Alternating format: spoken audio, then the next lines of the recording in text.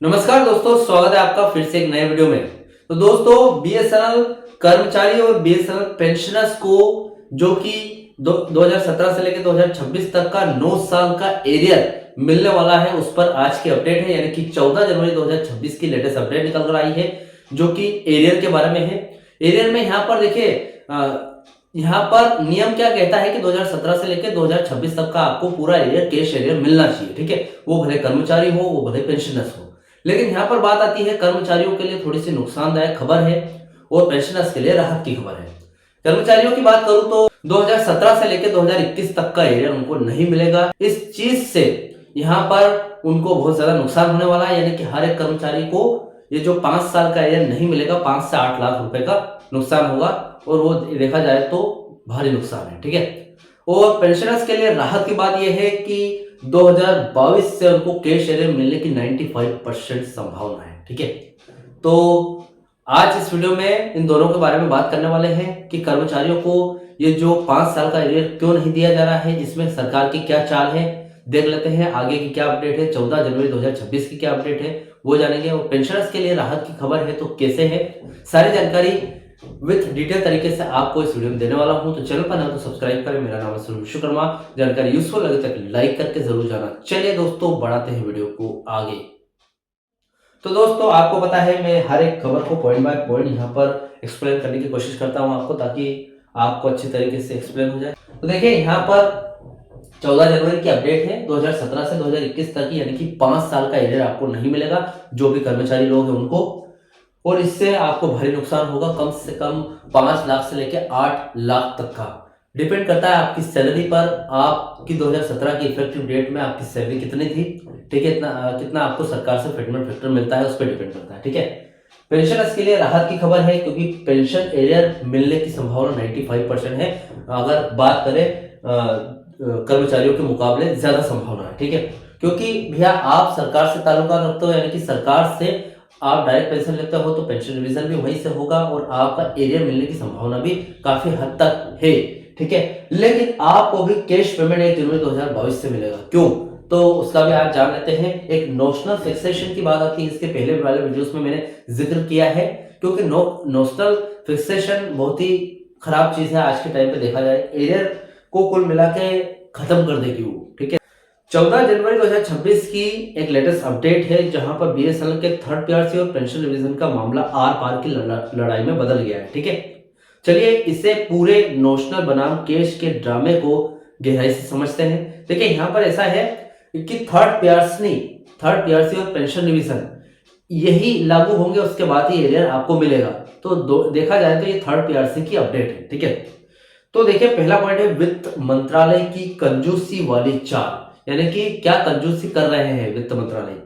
देखिए, the national trap, सरकार के वित्त मंत्रालय के जो भी अधिकारी है, एक ऐसी चाल चल रहे हैं जिससे कर्मचारी के हक पर बड़ी चोट लग सकती है। पहले तो सबसे पहले अधिकारियों का खेल देख लेते हैं। असली खेल क्या है।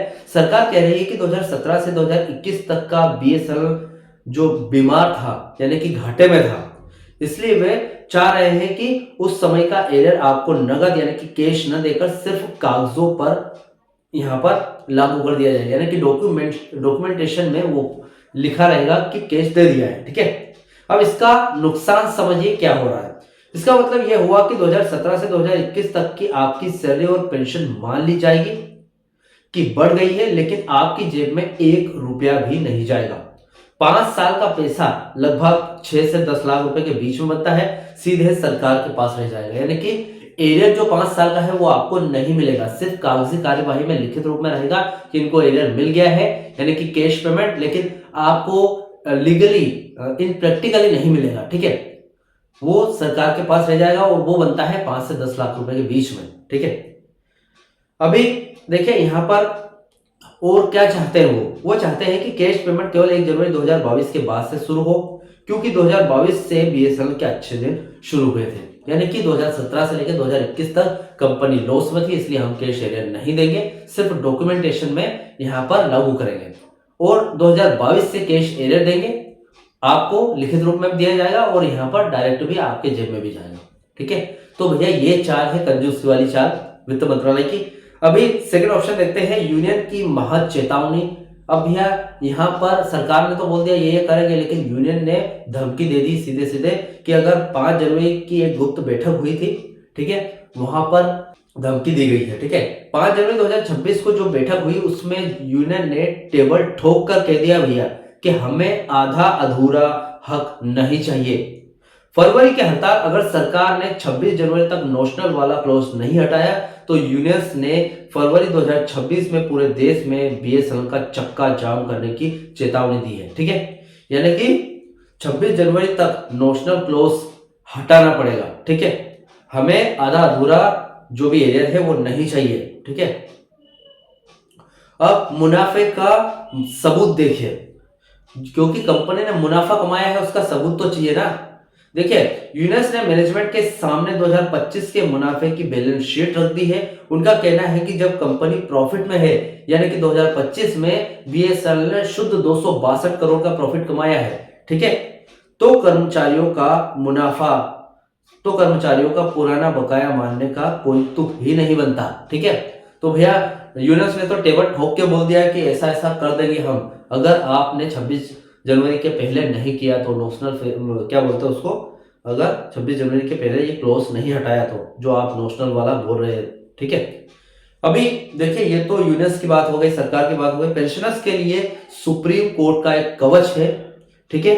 अब सरकार इससे डरी हुई है, ठीक है। अब क्यों डरी हुई है देख लेते हैं। पेंशनर्स के मामले में सरकार की हालत थोड़ी सी पतली है, ठीक है। उन्हें पता है कि बुजुर्गों का पैसा रोकना उन्हें कानूनी और राजनीतिक तौर पर बहुत ही भारी पड़ेगा। यहाँ 3 बड़े सुप्रीम कोर्ट के फैसले हथियार का काम कर रहे हैं। अब 3 कौन से फैसले हैं वो देख लेते हैं। पहले तो पेंशन एक संपत्ति है, ठीक है, प्रॉपर्टी राइट। कोर्ट ने कहा है कि पेंशन कर्मचारी की कमाई हुई संपत्ति है। सरकार वर्किंग कर्मचारियों के लिए तो पैसे की कमी है का बहाना बनाकर इसे रोक सकती है, लेकिन पेंशनर्स का भुगतान सीधे केंद्र सरकार के बजट से होता है।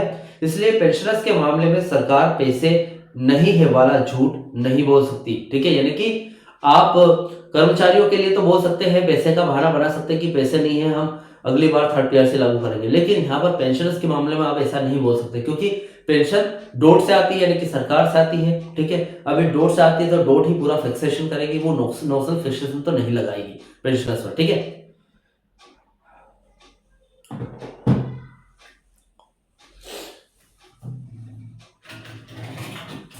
तीन वीडियो बनाना है, फोटो चली जाएगा, लाइट जाएगा जब तक।